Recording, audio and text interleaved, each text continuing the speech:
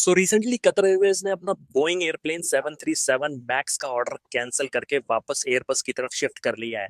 Boeing की certification delays and Airbus के साथ पहले के कॉन्ट्रैक्चुअल टेंशंस ने कतर एयरवेज को ये स्टेप लेने पर मजबूर किया है।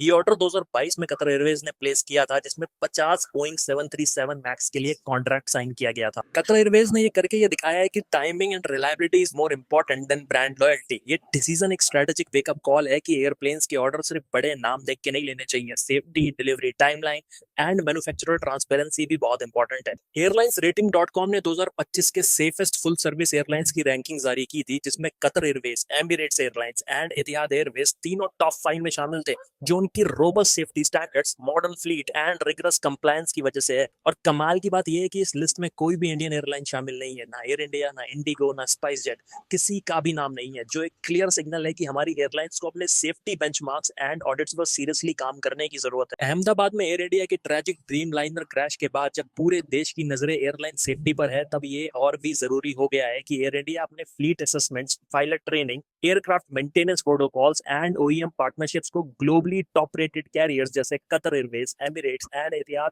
के स्टैंडर्ड्स के साथ मैच करें। जब मिडिल ईस्ट एयरलाइन सेफ्टी में टॉप पर है, हमारी एयरलाइंस का एब्सेंट होना सिर्फ टेक्निकल फेलियर नहीं है, बल्कि पब्लिक ट्रस्ट का भी बहुत बड़ा लॉस है। इसलिए अगर एयर इंडिया चाहे तो अभी भी वक्त है उन सभी policy revisions, third party audits and सही फ्लीट इन्वेस्टमेंट्स के थ्रू अपनी इमेज और सेफ्टी क्रेडिबिलिटी को वापस लेके आने का।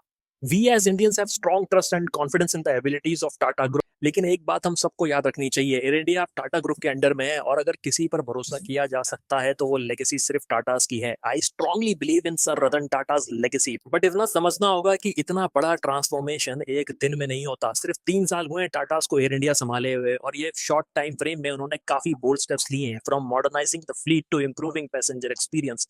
अब जरूरत है एक पब्लिक पुश की, क्रिटिसिज्म नहीं, कंस्ट्रक्टिव प्रेशर की, ताकि एयर इंडिया वापस इंडिया की शान बन सके। If anyone can bring that change, it's the Tatas and we believe they will.